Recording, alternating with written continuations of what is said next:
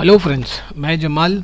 और आज की इस वीडियो में हम देखेंगे कि असेंबली लैंग्वेज प्रोग्रामिंग में हम कुछ ब्लॉक ऑफ बाइट्स को कैसे एक मेमोरी लोकेशन से दूसरे मेमोरी लोकेशन में कॉपी करेंगे। इस प्रॉब्लम को सॉल्व करने के लिए हमने इग्नू का एक क्वेश्चन भी लिया है, जहाँ पे क्वेश्चन में ये कहा गया है कि आपको कुछ ब्लॉक ऑफ बाइट्स एक मेमोरी से दूसरे मेमोरी ब्लॉक में कॉपी करना है। जहाँ पे जो चीज़ें आपको ज़रूरत लगे वो आप एज्यूम कीजिए।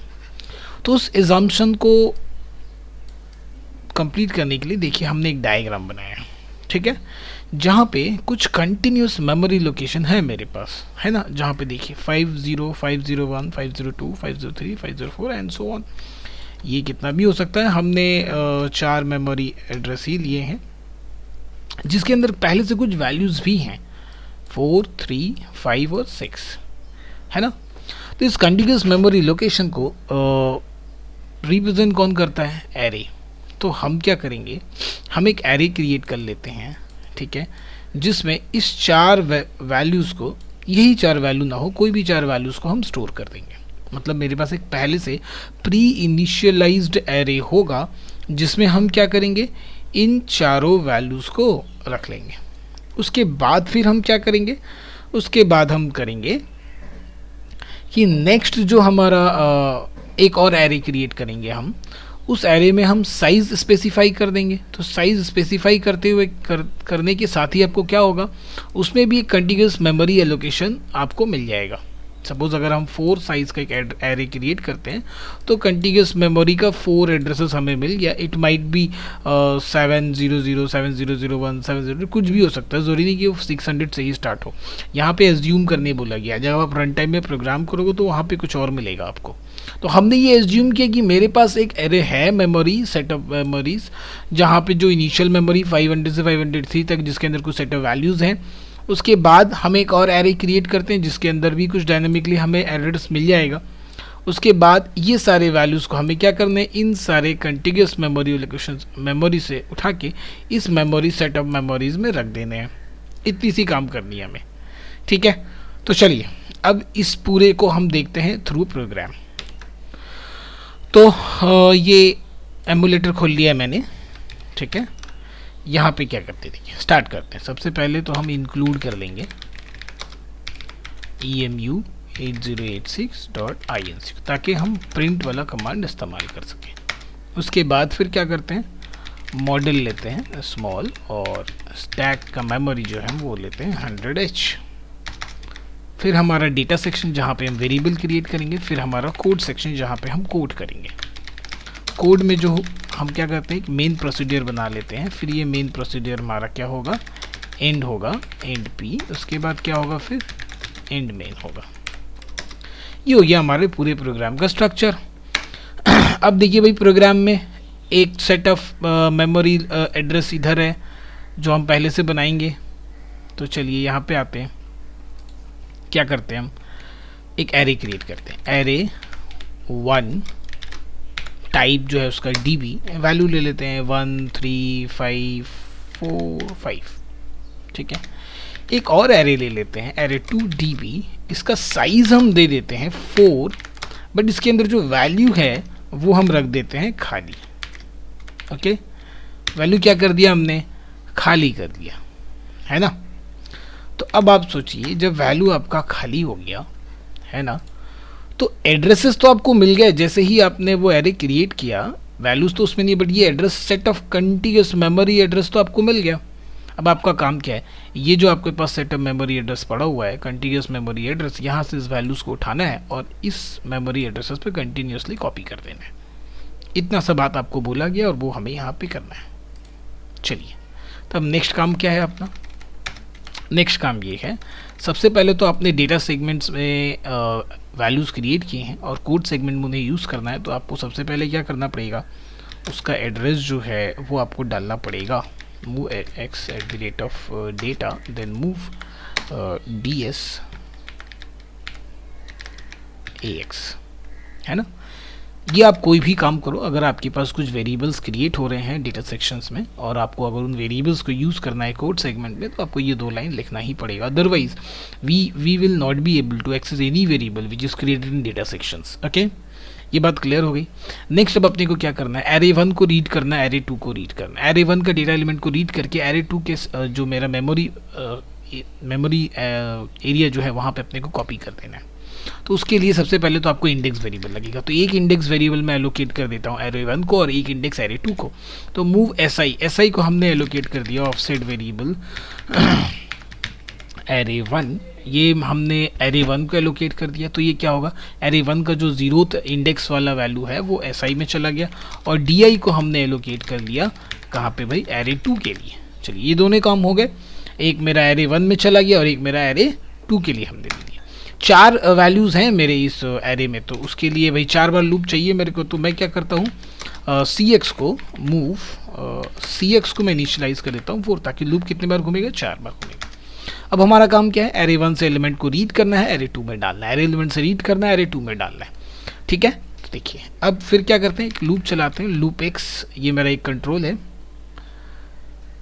यहाँ पे हम देखिए क्या करते हैं, मूव डेटा उठाते हैं, एल में रख लेते हैं। अब किसी भी रजिस्टर में रख सकते हो। एस आई, हमें पता है ना कि अगर एलिमेंट एरे का उठाना है तो उसके इंडेक्स में हम 2 साइड ब्रैकेट लगाएंगे तो हमें वैल्यू मिलेगा, और सिर्फ एस आई से हमें इंडेक्स मिलेगा।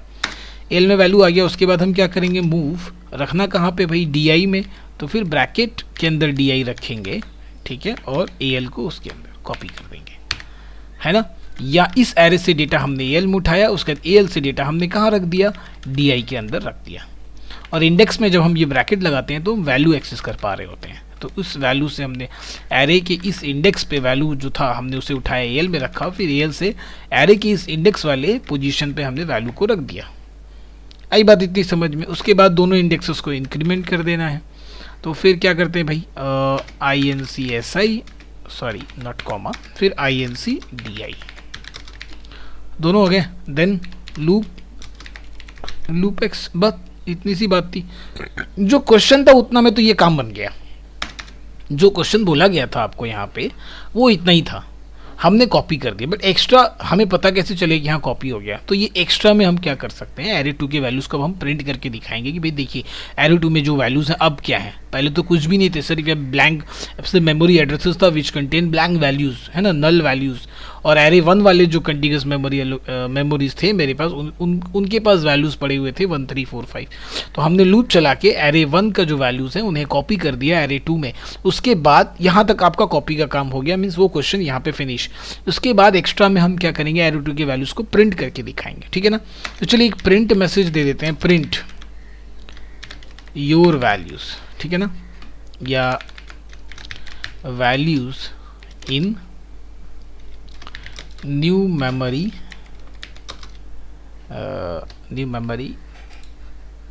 क्या था अपने मेमोरी ब्लॉक्स,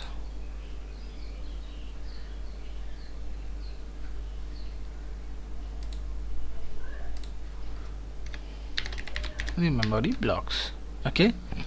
चलिए अब मीन्स वापस से आपको तो लूप घुमाना पड़ेगा एरे 2 के वैल्यूज़ को प्रिंट करने के लिए ना। तो वापस से हम क्या करते हैं, मूव सी एक्स को कितना कर देते हैं, 4 कर देता है, कि लूप तो आपको घुमाना ही है। यानी एक दूसरा लूप स्टार्ट करते हैं हम, लूप, इसका नाम हम लूप 2 रख देते हैं,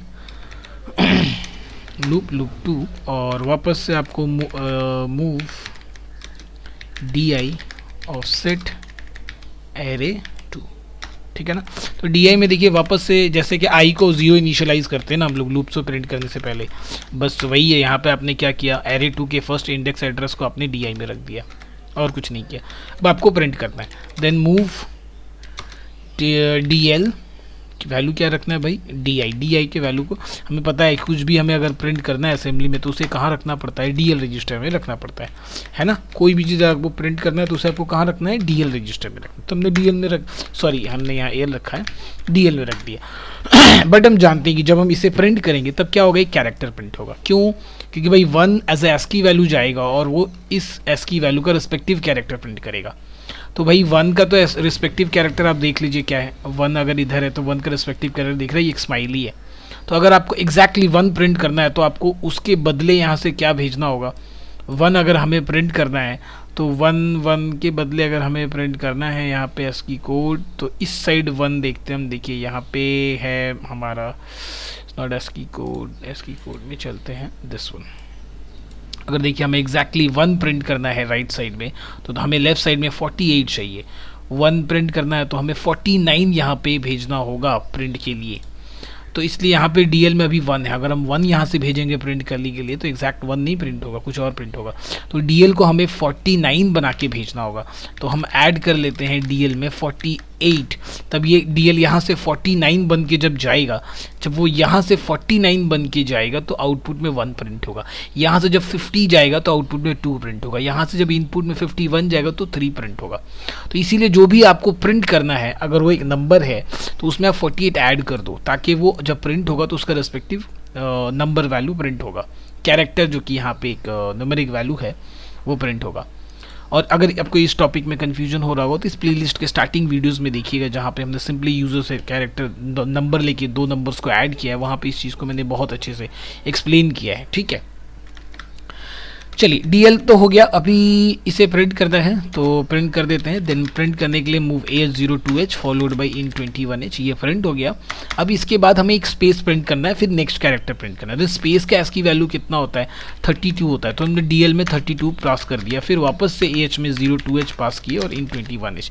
अब पहला लेटर प्रिंट हुआ, फिर एक स्पेस प्रिंट हुआ। उसके बाद क्या करना है, INC DI, हम जो i को i इक्वल टू i+1 लिखते हैं, यहाँ पे हमने DI को इंक्रीमेंट कर दिया। देन लूप इक्वल लूप 2, बस हो गई बात ख़त्म। ये क्या करेगा, पूरा लूप एरे 2 के वैल्यूज़ को प्रिंट कर देगा। चलिए एक बार हम इसे एमुलेट करके देख लेते हैं। कुछ छोटा सा टाइप मिस्टेक है, इट्स मूव्स हो गया है। Make it move, now emulate again loop 2 emulate. What's the problem is here?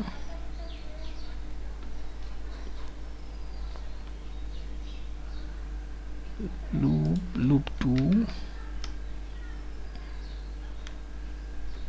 sorry there is, यहाँ पे लूप नहीं रहेगा। ठीक है, चलिए यहाँ पे हमने थोड़ा सा टाइप मिस्टेक किया था। अब इसे एमुलेट करते हैं, रन करते हैं। अब देखिए वैल्यू इन मेमोरी ब्लॉक्स 1 3 4 5 है ना। हमने प्रिंट किसको किया, देखिए एरे 2 को हमने प्रिंट किया, और एरे 1 में वैल्यू पड़ा हुआ था 1 3 4 5। यहाँ पे एक कोलोन दे देते हैं, तब ज़्यादा बेटर आपको समझ में आएगा। अब देखिए, अब हम जब कहते हैं तो value is new memory blocks, क्या क्या प्रिंट हो रहा है 1 3 4 5, जो कि ये पुराने मेमोरी ब्लॉक्स में पड़ा हुआ था, हमने नए मेमोरी ब्लॉक्स में से कॉपी किया है और इसे प्रिंट कर दिया। तो बहुत सिंपल सा क्वेश्चन था। क्वेश्चन बस थोड़ा सा स्ट्रेट फॉरवर्ड नहीं बोला गया था। क्वेश्चन अपने को यही करना है कि क्वेश्चन को आपको एक एरे का वैल्यू को दूसरे एरे में प्रिंट कर देना है, क्योंकि एरे का जो एड्रेस होता है, मेमोरी एड्रेस, वो कंटिन्यूस ही होता है, ये हमें पता है ना। क्योंकि एरे में जो वैल्यू होता है वो कंटिन्यूस वैल्यू एड्रेस स्टोर करता है। अगर पहला इंडेक्स का वैल्यू 501 है तो ऑब्वियसली नेक्स्ट वाले का 502, उसके बाद का 503 एंड सो ऑन। तो आप एक एरे के वैल्यू को दूसरे एरे में प्रिंट कर दो, यही लॉजिक ही आपको इस प्रोग्राम में इस्तेमाल करना है।